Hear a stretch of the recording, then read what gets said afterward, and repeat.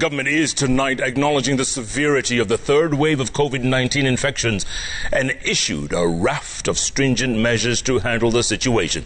The Ministry of Health has announced that only critical cases of COVID-19 patients requiring intensive care and ventilator services will be admitted in hospitals, with other patients being nursed at home.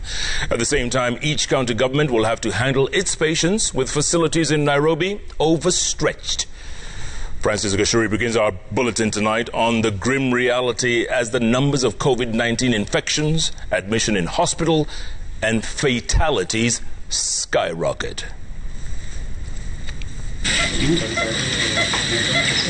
The number of COVID-19 patients requiring critical care has hit an all-time high, confirming the potency of the third wave of coronavirus infections. 104 patients are intensive care units of various health facilities, with at least 25 on ventilatory support and another 70 on supplemental oxygen. In total, over 700 COVID-19 patients are currently admitted in various hospitals across the country, forcing the government to change tact. Those who do not need oxygen, those who do not need ventilators, will have to be looked after at home. And this means that those of us who are operating freely must be very, very careful, because when you know that you have to be taken care of at home, where your children are, where your family is, then it behoves you to ensure that you stay safe. A look at the numbers in the last 7 days, confirming an increase in patients under critical care.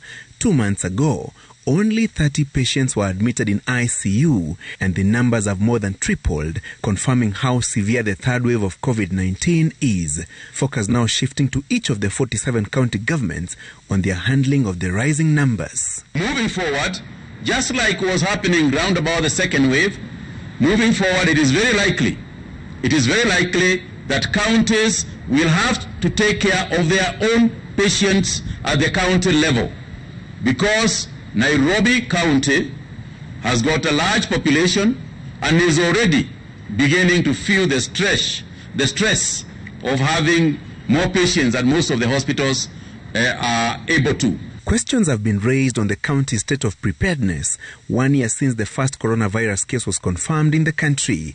Heads of devolved units who met President Uhuru Kenyatta last Friday urged to evaluate their capacity to handle the situation. Counties convene immediately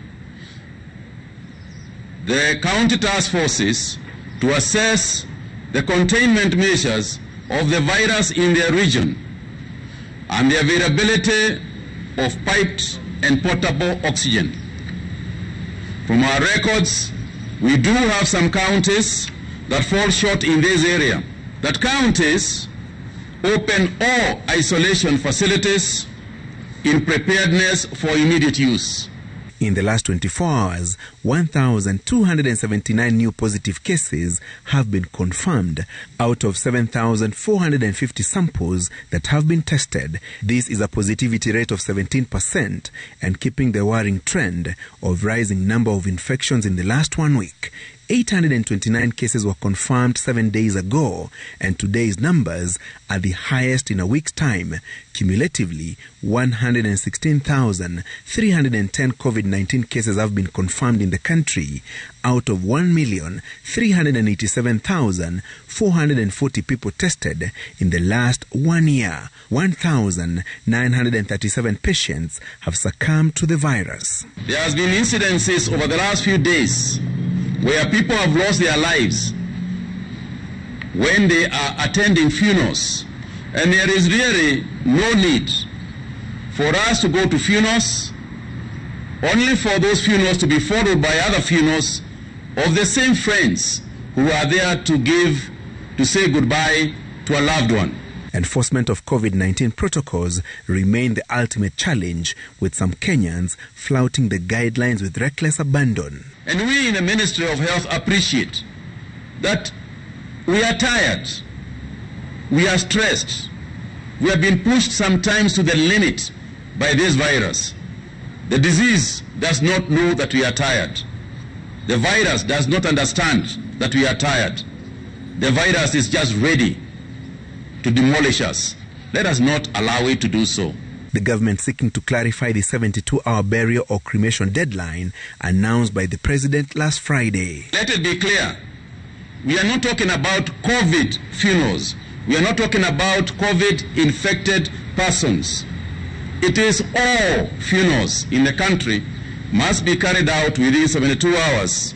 The new COVID-19 reality forcing security agencies to mount crackdowns on those flouting the safety guidelines.